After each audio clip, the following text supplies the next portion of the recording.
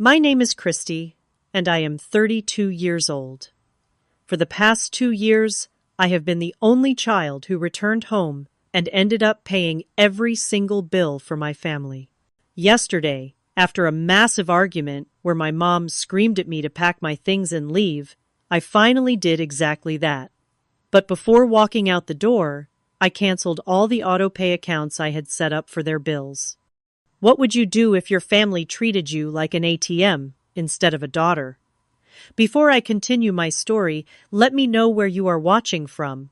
And do not forget to like and subscribe to hear more real-life stories that might just reflect your own experiences.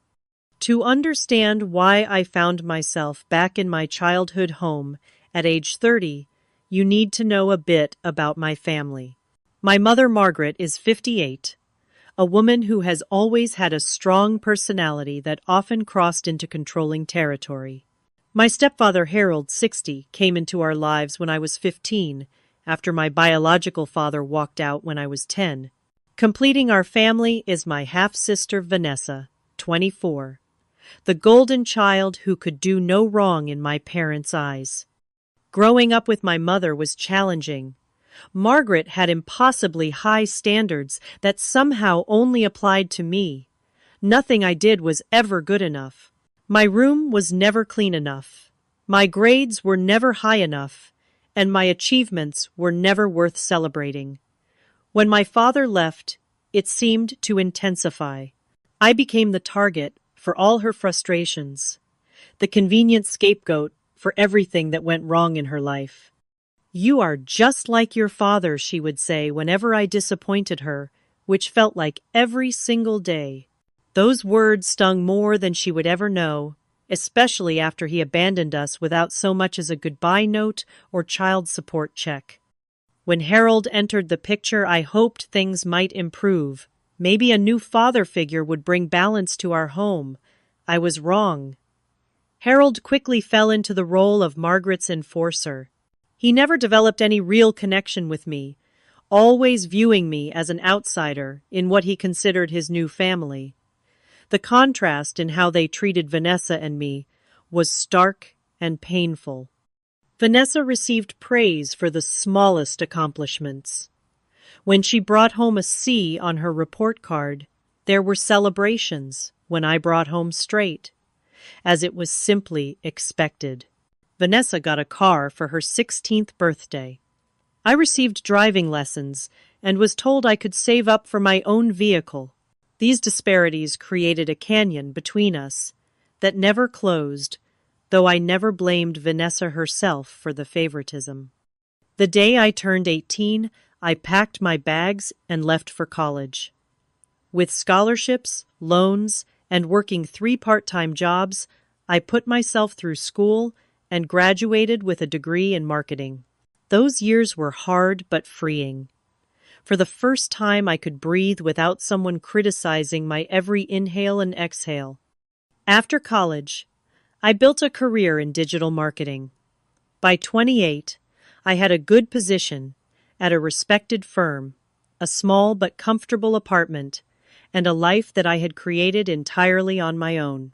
I rarely visited home, limiting my interactions with my family to obligatory holiday calls and the occasional dinner when guilt overcame my self-preservation instincts. Then 2 years ago, everything fell apart. The company I worked for underwent massive restructuring. Entire departments were eliminated, mine included. At 30 years old, I found myself unemployed in an industry that suddenly seemed oversaturated with talent. Despite hundreds of applications, interviews led nowhere. My emergency savings dwindled rapidly. Rent in the city was astronomical, and soon I was facing eviction. I applied for every job I could find, even positions far below my qualifications, but the economy was tight. After 3 months of constant rejection, I made the hardest phone call of my life. "Mom," I said, swallowing my pride, "I need to come home for a while, just until I find another job." The silence on the other end of the line spoke volumes before Margaret finally responded. "Well, I suppose we have the space, But you will need to contribute to the household, Christy. We are not running a charity. I agreed to her terms, expecting to stay for a month or two at most. When I arrived with my 2 suitcases and box of professional awards that now felt mockingly hollow, I discovered something unexpected. My parents were struggling financially themselves. Bills were piled on the kitchen counter, many stamped with final notices. The house needed repairs that had clearly been postponed for too long. Even the refrigerator was sparsely stocked, nothing like the abundant pantry of my childhood. Over dinner that first night, I carefully broached the subject. Is everything okay financially? I noticed some past due bills. Margaret stiffened, while Harold stared intently at his plate. Vanessa, who still lived at home, despite having a full-time job, rolled her eyes. We have had some setbacks, Margaret admitted reluctantly.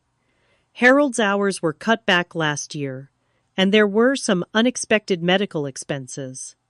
I later discovered those medical expenses were actually Vanessa's cosmetic dental work and a vacation disguised as a mental health retreat for my mother. But that night, seeing their obvious distress, I made an offer that would change everything. Look, I have some savings left. Not much, but enough to catch up on these bills while I am looking for work. I can set up Autopay from my account for the monthly utilities until I get back on my feet. The relief on their faces was immediate, though mixed with something else. Pride, resentment. I could not quite place it then. That would be helpful, Harold said, the first words he had spoken directly to me since my arrival. Just until you find a job, Margaret added quickly. We do not need you to support us. But as the days turned into weeks and weeks into months, it became clear that they did need my support. The job market remained impossible, with only occasional freelance work coming my way. Meanwhile, I was paying for the mortgage, utilities, groceries, and even their cell phone plans.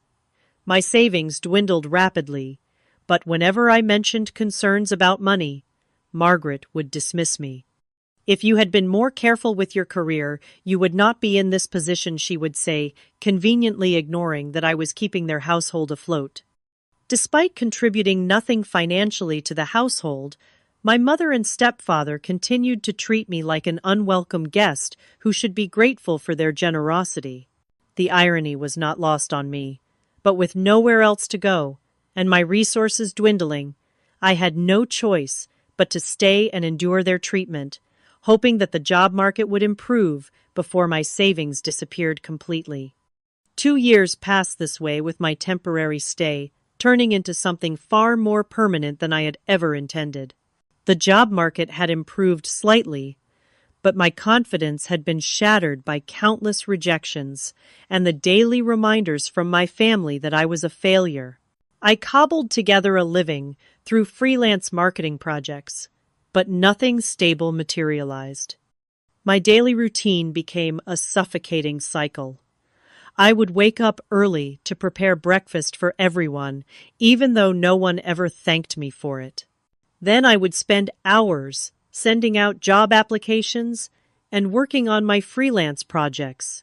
Afternoons were dedicated to household chores, cleaning, laundry, grocery shopping, all tasks that somehow became exclusively mine, despite the fact that 4 adults lived in the house. Christy, you left streaks on the windows again, Margaret would say, inspecting my work with a critical eye. Honestly, how hard is it to clean properly? I taught you better than this. No matter how thoroughly I cleaned, she always found something to criticize. Harold rarely spoke directly to me, but he would nod in agreement with whatever complaint Margaret voiced. Their united front was impenetrable. Vanessa, meanwhile, lived a charmed life. At 24, she had a decent job at a local boutique, but she contributed nothing to the household expenses. Instead, her paycheck went toward new clothes, weekend trips with friends, and her car payments. She was exempt from chores because, as Margaret explained, she works full-time, Christy. She needs her rest. The inequity was glaring, but whenever I pointed it out, I was branded as jealous and ungrateful. You should be thankful we let you stay here, Margaret would remind me. At your age, most people have their lives figured out. The small, daily indignities accumulated like stones in my pocket, weighing me down. Margaret criticized my clothing choices. That blouse makes you look washed out, my friends. Why waste time talking to people who cannot help your career? And even the way I ate. No wonder you cannot find a husband chewing with your mouth open. Like that. One evening, while sorting through mail, I discovered something that made my blood boil. A credit card statement addressed to Harold showed charges for a weekend getaway to a nearby resort, a trip taken the previous month that no one had mentioned to me. Further inspection revealed charges for an expensive necklace purchased on Vanessa's birthday. They were using the money I contributed, money meant for essential bills, to fund treats and gifts that excluded me. When confronted, Margaret dismissed my concerns. We deserve some enjoyment in life, Christy. Not everything is about paying bills. I swallowed my anger, knowing that without me they would be unable to pay even the most basic expenses. But the betrayal stung deeply. Then came a glimmer of hope. A marketing firm in a neighboring city was hiring for a position that matched my skills perfectly. The salary was lower than what I had earned before, but it offered stability and, most importantly, a path away from my toxic home situation. I submitted my application and received an invitation for an in-person interview just 2 days later. The interview was scheduled for 10 in the morning on a Tuesday. Since I did not own a car, having sold mine during my financial crisis, I asked Margaret if I could borrow hers for the day. I cannot possibly let you take it, she said, though I knew she had no plans that day. What if something happens to it? Besides, that job sounds too junior for someone your age. You should be looking for something more appropriate. Mom, I need this job, I pleaded. Any job. I cannot keep draining my savings. Your situation is not our fault, she replied coldly. Figure it out, Christy. That is what adults do. I called my friend Eliza, who agreed to drive me to the interview. But her car broke down halfway there, and by the time we found alternative transportation, I was 30 minutes late. The receptionist informed me apologetically that the hiring manager had a tight schedule and had already moved on to other candidates. My opportunity was gone. When I returned home, defeated and fighting tears, Margaret was drinking coffee and browsing social media in the kitchen. How did it go? She asked, without looking up. I was late. They would not see me. Well, she said with a small shrug, maybe it was not meant to be. That night, I overheard her telling Harold, at least we do not have to worry about her moving out yet. Another month of bills covered. The realization hit me like a physical blow. They did not want me to succeed. My failure was convenient for them, a guarantee that their bills would continue to be paid. I went to bed that night, questioning everything about my situation and wondering how I had allowed myself to become so trapped in a cycle of emotional and financial abuse. The next morning, I found Vanessa using my laptop without permission. When I confronted her, she shrugged. Mom said I could. Besides, it is not like you were doing anything important on it. I checked my browsing history later and discovered she had been reading my emails, including correspondence with potential employers. The invasion of privacy was infuriating, but it was only the beginning of what would become the breaking point in our already strained relationship. 3 weeks after the missed interview opportunity, I received an unexpected email. A small marketing agency had found my portfolio online and was impressed with my freelance work. They offered me a position as a marketing coordinator, a step down from my previous role but with room for growth and a steady paycheck. The office was a 40-minute drive away, which meant I would need to figure out transportation, but the opportunity felt like a lifeline thrown to a drowning woman. I read the email 3 times, hardly daring to believe my luck had finally turned. The salary was modest, but it would allow me to save for my own place again. More importantly, it represented freedom from the suffocating atmosphere of my family home. I accepted the offer immediately and scheduled a start date for the following Monday. That evening at dinner, I decided to share my good news. I had prepared a special meal, Harold's favorite pot roast, with roasted potatoes, and Margaret's preferred lemon meringue pie for dessert. I even bought a bottle of wine to celebrate what I hoped would be a turning point for all of us. "I have some news," I said, as I served the food. "I got a job offer today. It is not exactly what I used to do, but it is a start. I begin on Monday." I expected at least token congratulations. Instead, Margaret took a sip of wine and said, "Speaking of good news, Vanessa got promoted at the boutique. She is assistant manager now." "That is great, Vanessa," I said, sincerely turning to my sister. "Congratulations." "Thanks," she replied with a smirk. "Unlike some people, I know how to hold on to a job." Harold chuckled at her remark while Margaret launched into a detailed account of Vanessa's accomplishment, complete with praise for her work ethic and determination. My news was completely overshadowed, not even acknowledged. I sat silently pushing food around my plate as the familiar feeling of invisibility washed over me.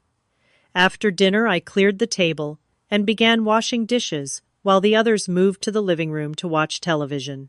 Through the doorway, I could hear them continuing to celebrate Vanessa's promotion, planning how she might spend her modest raise. As I scrubbed a stubborn pot, their voices drifted clearly from the living room.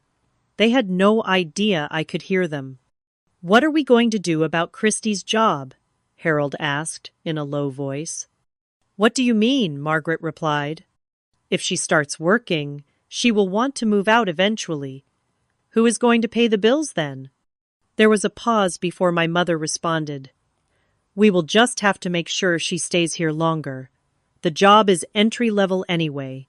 She will still need our support." "And our support means her money," Harold said with a chuckle.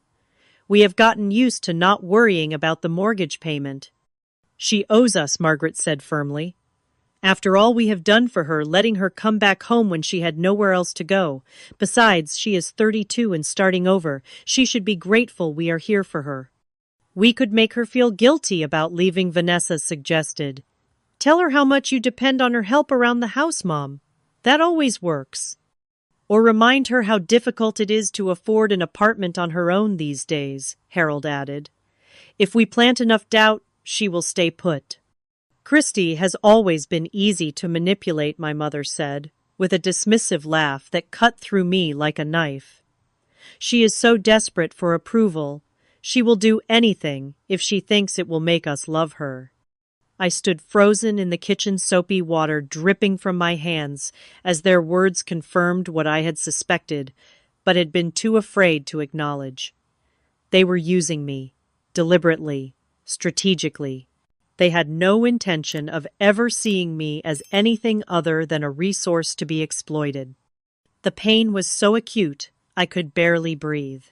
I had given them every penny I could spare, depleted my savings, put my own future on hold, all while being treated like an unwelcome burden in the very house I was financially supporting.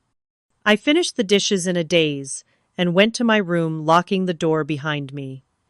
I needed time to process what I had heard to figure out my next move. The new job was my ticket out, but I would need to be careful. Based on what I had just overheard, they would try to sabotage my independence if they could. The next day, I woke up early and checked my email before anyone else was awake. To my horror, I found a message sent from my account to the marketing agency. "After careful consideration, I must decline your job offer. Personal circumstances prevent me from accepting at this time. Thank you for your consideration." The email had been sent at 1 a.m. while I was asleep. Someone had accessed my account and rejected the job on my behalf. I immediately sent a panicked follow-up, explaining there had been a mistake, that my account had been compromised, and that I very much wanted the position. The response came quickly. "We are sorry, but after your rejection, we offered the position to another candidate who has already accepted. We wish you luck in your job search." Just like that, my opportunity was gone. Again. I stormed into Vanessa's room without knocking. She was still in bed, scrolling through her phone. "Did you hack my email last night?" I demanded. She looked up, startled by my tone, but not by the accusation. "What are you talking about?" "Someone sent an email from my account declining my new job." "Was it you?" Vanessa sat up, her expression shifting from surprise to defiance. "Mom said it was for the best.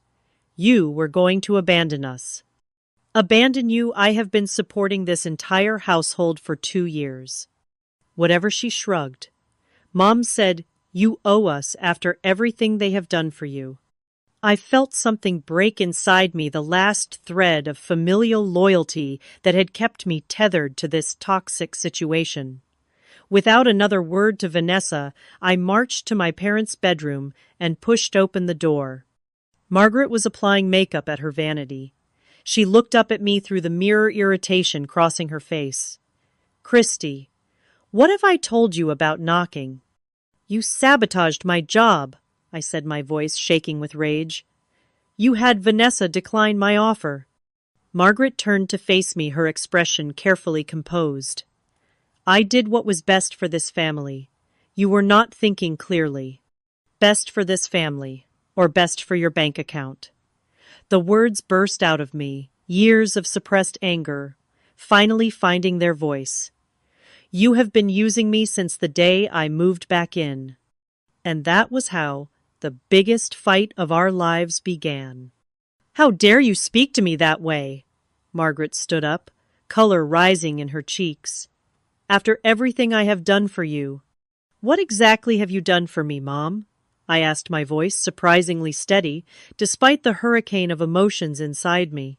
"Since I moved back, I have paid the mortgage, the utilities, the groceries, all while being treated like an unwelcome guest." "We gave you a roof over your head when you had nowhere else to go," she shouted, her finger jabbing the air between us. "You were a failure, Christy, 30 years old and couldn't even keep a job." Each word was a dagger, but I stood my ground. I lost my job due to company downsizing, not because of any failure on my part. And yes, you gave me a room in this house. A house I have been paying for. Harold appeared in the doorway, drawn by our raised voices. "What is going on here?" "Your precious wife had Vanessa hack my email to decline my job offer," I explained, turning to face him. "They deliberately sabotaged my chance to become independent again." Harold's expression flickered with something guilt, perhaps before hardening. "Christy, you are being dramatic. Margaret only wants what is best for everyone." "What is best for everyone? Or what is best for your bank account?" I pulled out my phone and opened my banking app. In the past 2 years, I have spent over $45,000 supporting this household. Money that was supposed to be my safety net. Money that I will never get back. "We are your family," Margaret said, as if that explained and excused everything. "Family supports each other." "Support goes both ways, Mom. When have you supported me? When have you ever put my needs before yours or Vanessa's?" "Do not bring me into this," Vanessa said from the hallway where she had been listening. "It is not my fault you cannot get your life together." I turned to face my half-sister, the golden child, who had never known what it was like to be deemed insufficient. "You are 24 years old with a full-time job, yet you contribute nothing to this household. Instead, you steal my opportunities and help them keep me trapped here. You are just jealous because Mom and Dad love me more." Vanessa snapped, the cruelty of her words hanging in the air between us. I looked at her, then at Harold, and Margaret, searching their faces for any sign of denial, any indication that they found her statement as horrible as I did. There was none. Is that what you think? I asked quietly. That this is about jealousy? You have always been envious of Vanessa, Margaret said, dismissively, from the day she was born. I shook my head, a sad laugh escaping my lips. This is not about envy. This is about basic human decency and respect. I came back here because I had no other options, and instead of helping me get back on my feet, you have done everything possible to keep me dependent on you while simultaneously making me pay for the privilege. That is not true, Harold protested, but his eyes wouldn't meet mine. Isn't it I heard you all last night talking about how to manipulate me into staying? How to keep the paychecks coming? Did you think I wouldn't find out? Margaret's face paled slightly. You were eavesdropping. I was washing the dishes from the dinner I cooked to celebrate the job you made sure I lost, I corrected her. And I heard everything. How I am easy to manipulate. How I am desperate for approval. How you plan to use guilt to keep me here. You are twisting our words, Margaret insisted, but her voice lacked conviction. Am I then explain why Vanessa sent that email? Explain why every time I get close to independence something happens to pull me back? No one answered. The silence was damning. I have tried so hard to be a good daughter. I continued, my voice breaking slightly. To be helpful, to be grateful. But nothing I do is ever enough for you. And now I understand why. Because if I succeeded, if I became truly independent, you would lose your meal ticket. That is ridiculous, Harold sputtered. We do not need your money. Then, why sabotage my job offer? I challenged. Why not celebrate my success instead of undermining it? Again, silence. I wanted to believe you cared about me, I said. The fight suddenly draining out of me, replaced by a profound sadness. That beneath all the criticism and control there was love. But people who love you want you to succeed. They celebrate your victories instead of ensuring your failures. If you are so unhappy here, Margaret said, her voice cold and hard, then maybe you should leave. Pack your things and go. The words hung in the air between us. Words she had probably expected would make me back down. Apologize. Fall in line as I had so many times before. But something had shifted inside me. The scales had fallen from my eyes, and I could finally see the situation clearly. You know what, you are right. I straightened my shoulders, suddenly feeling lighter than I had in years. I should leave. Margaret's eyes widened with alarm. This was not the response she had anticipated.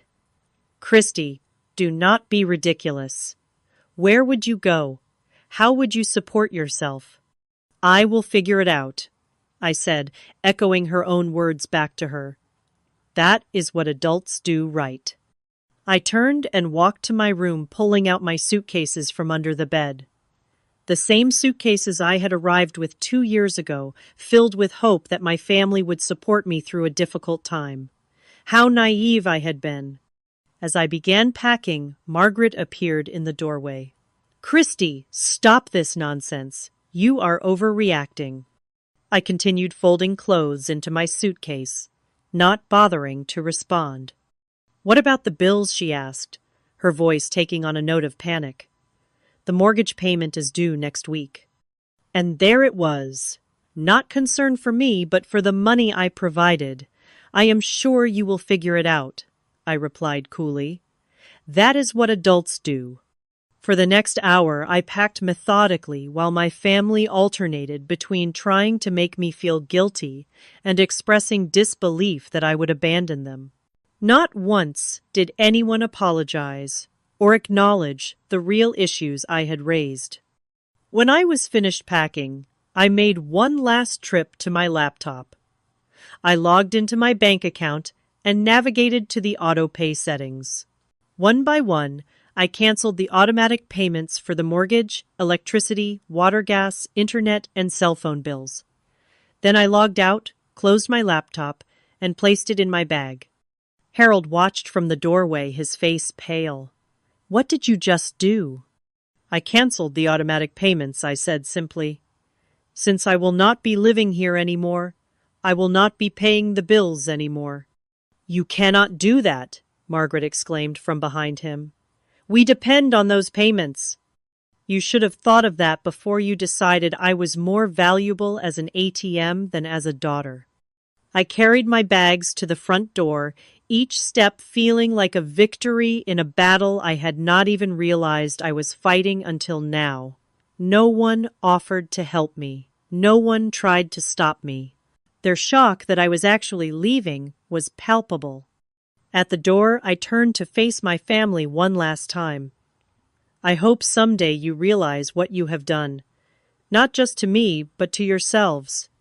Family should be about love and support, not exploitation." "You will be back," Margaret said, but her voice lacked conviction. "When you realize how hard it is out there on your own." I smiled sadly. "I have been on my own for years, Mom, even when I was living under your roof." With that, I walked out the door, got into the Uber I had called, and did not look back. For the first time in 2 years, I felt like I could breathe again. The road ahead was uncertain, but anything was better than remaining in that toxic environment for one more day. As the car pulled away from the house, I made a silent promise to myself. I would never again allow anyone, family or otherwise, to make me feel less than I was worth. The journey to rebuild my life would be difficult, but I was finally free to begin. The first few days after leaving felt like emerging from a dark cave into blinding sunlight, disorienting but filled with possibility. My friend Sarah welcomed me into her one-bedroom apartment, with open arms making space for me on her pull-out couch. "Stay as long as you need," she said, helping me arrange my belongings in a corner of her living room. "I cannot believe what they did to you." That night, over cheap wine and takeout, I poured out the whole story. Sarah listened without interruption, her expression shifting from disbelief to outrage. "Christy, that was financial abuse," she said when I finished. "They were literally exploiting you." Hearing someone else name what had happened gave me a strange sense of validation. I had not been oversensitive or ungrateful. What my family had done was wrong by any standard. The morning after my dramatic exit, I contacted the marketing agency again. I explained my situation honestly, that a family member had sabotaged my previous opportunity, but I was now living independently and extremely interested in any positions they might have. To my surprise and relief, the hiring manager was sympathetic. "As it happens, another junior position just opened up. Different accounts than the original role, but similar responsibilities. Can you come in tomorrow?" The interview went well, and by the end of the week, I had secured the job. The salary was modest, but it represented something priceless: freedom and a fresh start. For the first few days, my phone remained silent. No calls or texts from my family. I assumed they were giving me the silent treatment, expecting me to come crawling back when I realized how difficult independence would be. They underestimated both my determination and the depth of the damage they had caused. On the 7th day after my departure, my phone rang with Margaret's number. I braced myself before answering. "Hello." "The water is shut off." My mother's voice was a mixture of anger and panic. "We have no running water, Christy." "I am sorry to hear that," I replied calmly. "Sorry to hear that. This is your fault. You canceled the Autopay." "Yes, I did. Because I no longer live there." "You need to fix this immediately," she demanded. "Transfer the money so we can get the water turned back on." I took a deep breath, steeling myself against the familiar pull of guilt and obligation. "No, Mom. I will not be paying your bills anymore." "What?" She sounded genuinely shocked, as if the concept of financial responsibility was entirely foreign to her. "You cannot just leave us without water." "I did not leave you without water. I stopped paying for services at a house where I no longer live. There is a difference. We do not have the money right now. Harold's paycheck is not until next week and we have other expenses. Perhaps Vanessa can contribute, I suggested. She has a full-time job and a recent promotion. Remember? This is not about Vanessa. This is about you, abandoning your family when we need you. The irony of her statement was almost laughable. You did not need me, Mom. You needed my money. And when I tried to better my situation so I could continue supporting myself and helping out, you actively sabotaged me. Actions have consequences. I ended the call before she could respond, my heart pounding but my resolve firm. For the first time in my adult life, I had stood up to Margaret without backing down or giving in. The feeling was both terrifying and exhilarating. The water shutoff was just the beginning. Over the next 2 weeks, I received increasingly panicked calls and texts as each utility was disconnected. First the electricity, then the internet. Credit card companies and the mortgage lender began calling as payments were missed. My phone became a battlefield, with messages ranging from guilt-tripping to outright threats. You are killing your mother with stress. Harold.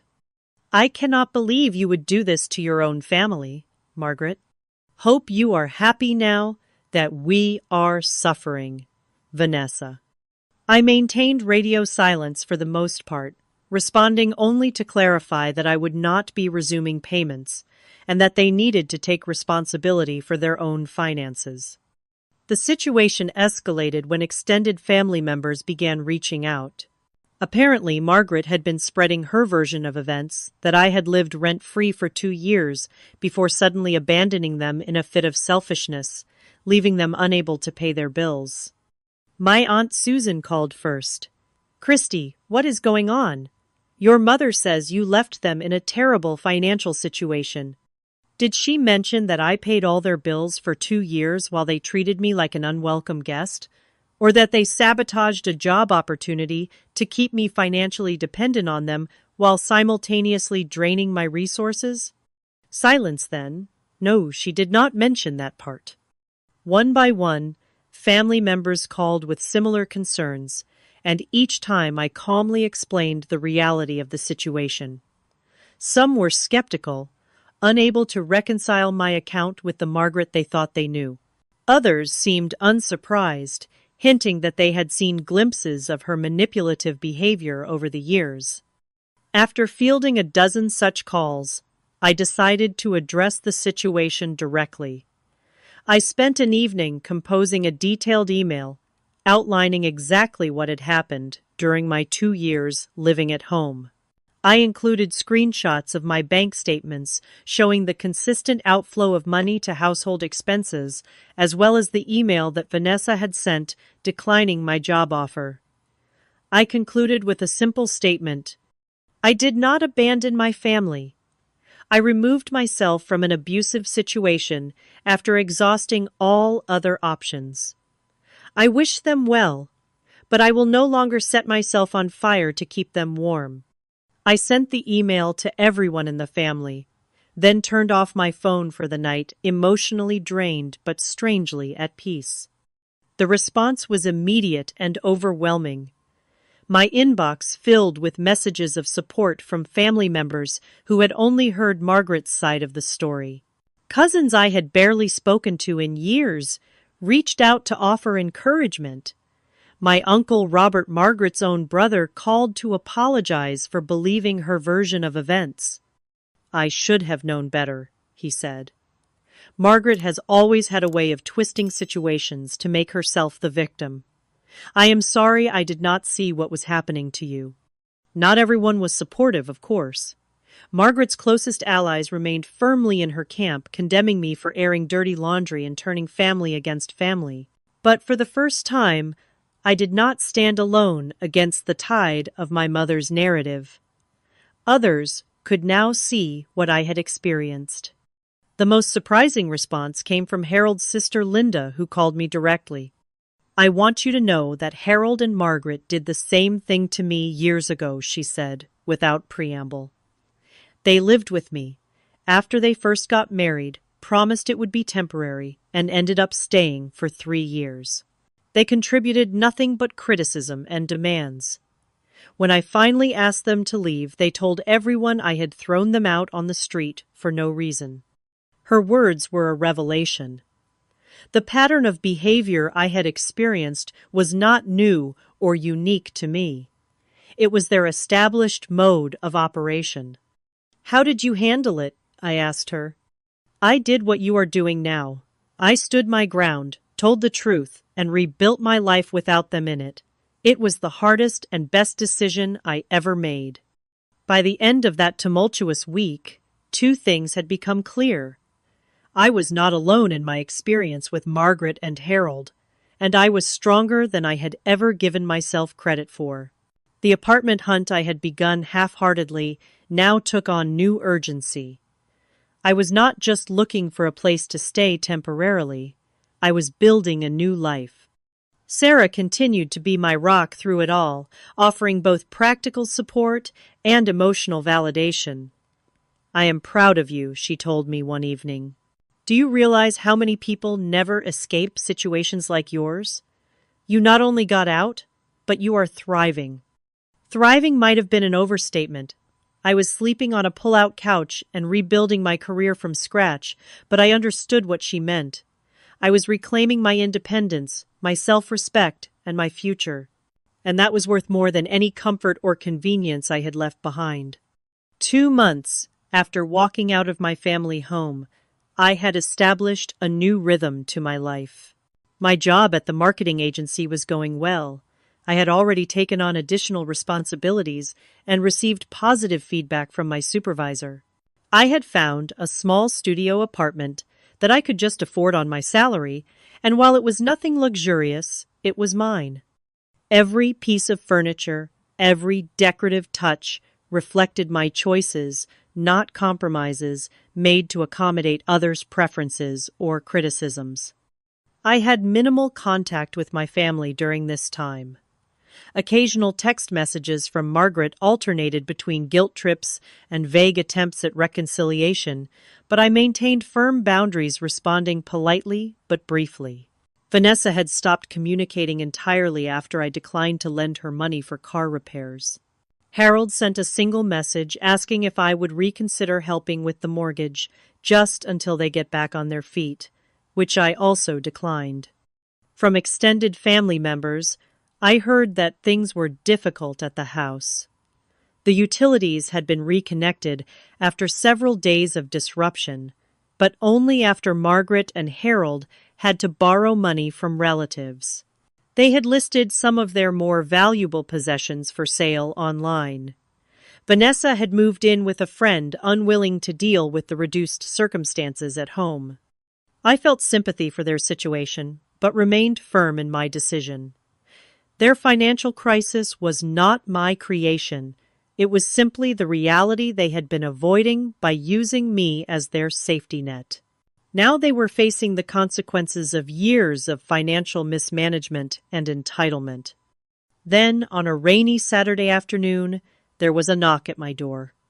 I was not expecting visitors, and Sarah was out of town for the weekend.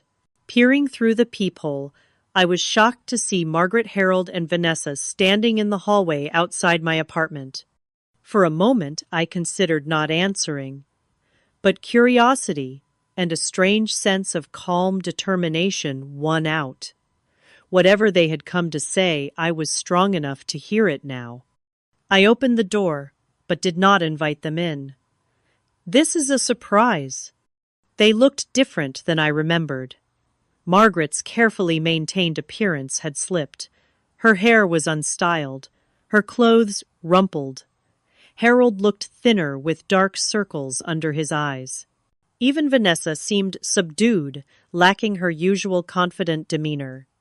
"May we come in?" Margaret asked, her voice lacking its usual imperious tone.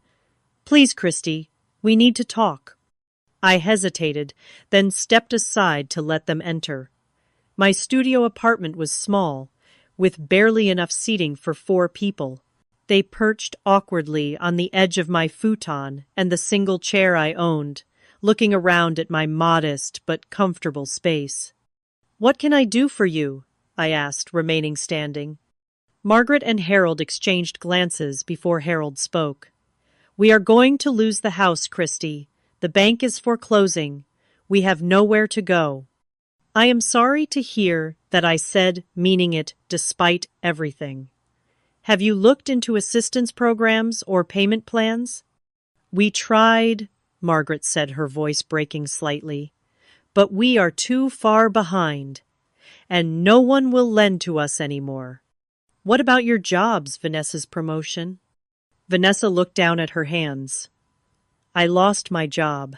The boutique closed last month. And my hours were cut again," Harold added.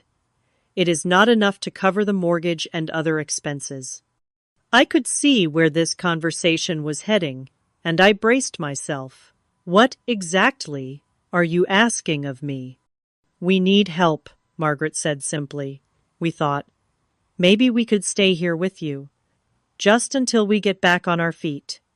The irony of her using my exact words from 2 years ago was not lost on me. I looked around my tiny studio apartment, barely 400 square feet of space. "That is not possible," I said quietly. "There is no room here, and more importantly, I do not think living together would be healthy for any of us." "So you are just going to let us be homeless?" Margaret's voice took on a familiar, accusatory edge. "After everything we have done for you?"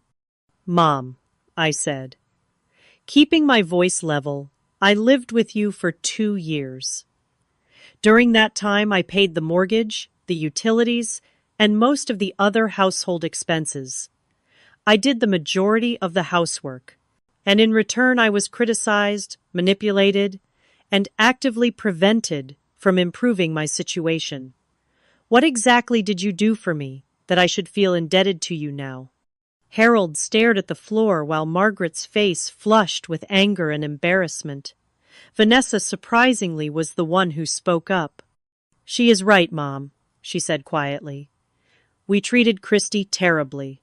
We used her." Margaret turned to her younger daughter with shock.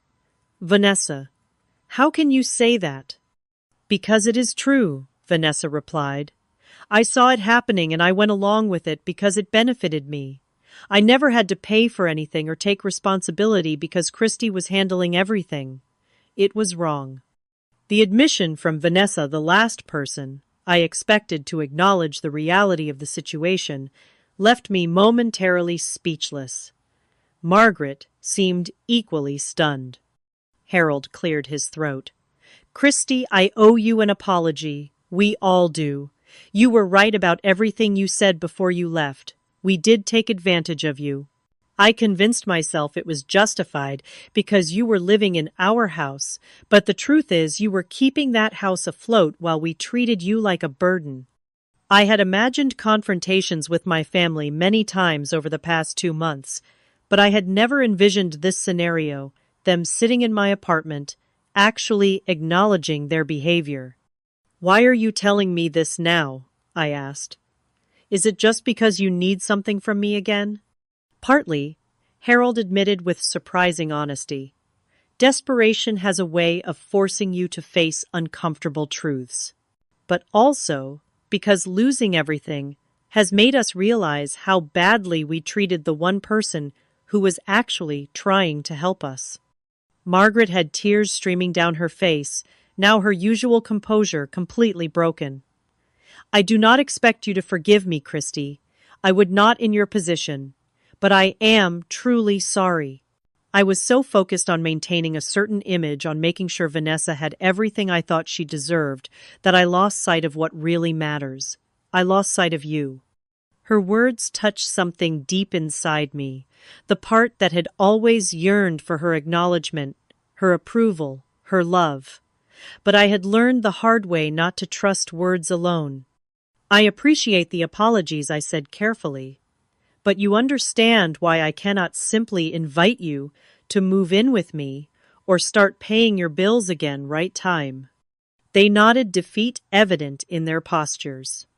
That does not mean I will not help at all, I continued. I cannot offer money or housing, but I can offer guidance.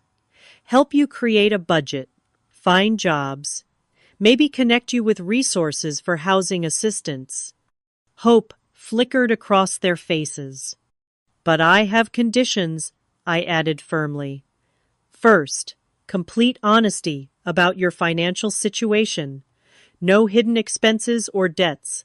Second, you all need to actively participate in solving your problems, sending out job applications, cutting unnecessary expenses, possibly selling the house before foreclosure to salvage some equity.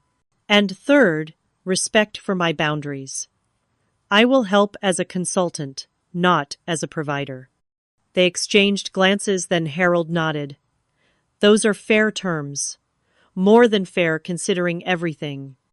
We will do whatever it takes, Margaret added, her voice steadier now. And Christy, thank you, not just for this, but for standing up to us. It was the wake-up call we needed, even if we did not recognize it at the time.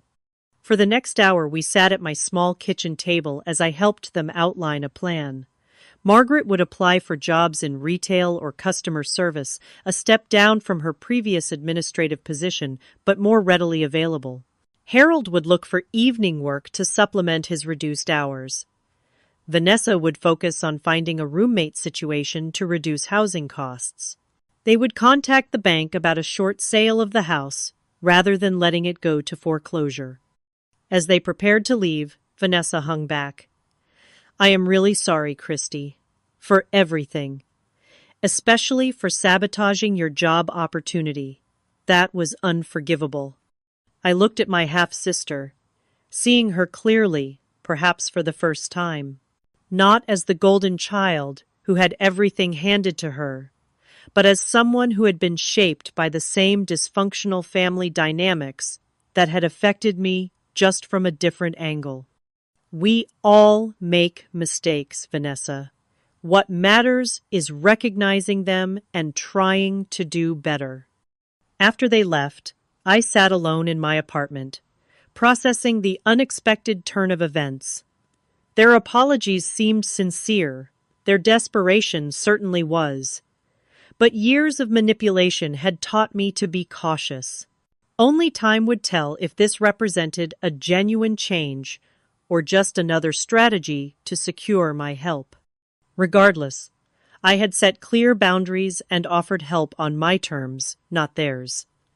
It was a profound shift in our family dynamic, one that acknowledged my worth and agency. Whether our relationship could be rebuilt on this new foundation remained to be seen, but for the first time, it felt possible. I sent Sarah a long text explaining what had happened, ending with, "They actually apologized. All of them. I am still processing." Her reply came quickly. "Proud of you for holding your ground while still being compassionate. That is strength." Strength. Yes, that was the word. Not the absence of vulnerability or the hardening of my heart, but the courage to stand firm in my truth while still remaining open to possibility. It had taken losing almost everything to discover that strength within myself, but now that I had found it, I would never let it go again. 6 months passed, bringing changes I could never have predicted on that rainy Saturday when my family appeared at my door. True to their word, they had taken my advice and actively worked to improve their situation. Margaret found a job as a receptionist at a local medical office, a position that paid less than she was accustomed to but provided stability. Harold increased his hours and took on weekend work at a hardware store. Vanessa moved in with 2 roommates and secured a position at a coffee shop while taking online classes in business administration. They did not manage to save the house from foreclosure, but they negotiated a short sale that at least protected them from further financial damage. They now rented a modest 2-bedroom apartment, a significant downsize from their previous 4-bedroom home, but within their means. Most importantly, They were paying their own bills, living within their income, and gradually addressing the mountain of debt they had accumulated. Our relationship had transformed as well. I maintained a careful distance, joining them for occasional dinners, but preserving the independence I had fought so hard to achieve. Margaret still occasionally slipped into her old patterns of criticism or control, but now I could recognize and address these moments immediately. Harold had become more respectful, actually listening when I spoke, instead of automatically deferring to Margaret's opinions. Vanessa and I were developing a relationship as adults and equals rather than as rivals in a dysfunctional hierarchy. The marketing position that had been my lifeline had evolved into something more. My experience and dedication had earned me a promotion to team lead with a corresponding increase in salary. I had moved from my tiny studio to a one-bedroom apartment in a safer neighborhood, still modest but comfortable. I was building a network of friends and colleagues who valued my contributions and respected my boundaries. On a personal level, the healing process had been complex and nonlinear. There were days when anger would resurface, unexpectedly triggered by a casual comment or memory. There were nights when I would lie awake, questioning whether I had done the right thing, or whether I should have tried harder to make things work with my family. Therapy helped me navigate these emotions, understanding that healing was not about erasing the past, but integrating it into a stronger, more authentic version of myself. One Sunday afternoon, as I was preparing for the week ahead, I received a text from Margaret. Just wanted to say, I am proud of you. I know I did not say that enough before. The words brought unexpected tears to my eyes. For so long I had craved her approval, her acknowledgement. Now that it came, I found it mattered less than I had imagined. My sense of worth no longer depended on her validation. Yet the message still touched me, representing not just her growth, but my own. I had learned that sometimes the deepest expression of love is knowing when to walk away, not as an act of cruelty or revenge, but as a necessary step toward health and wholeness.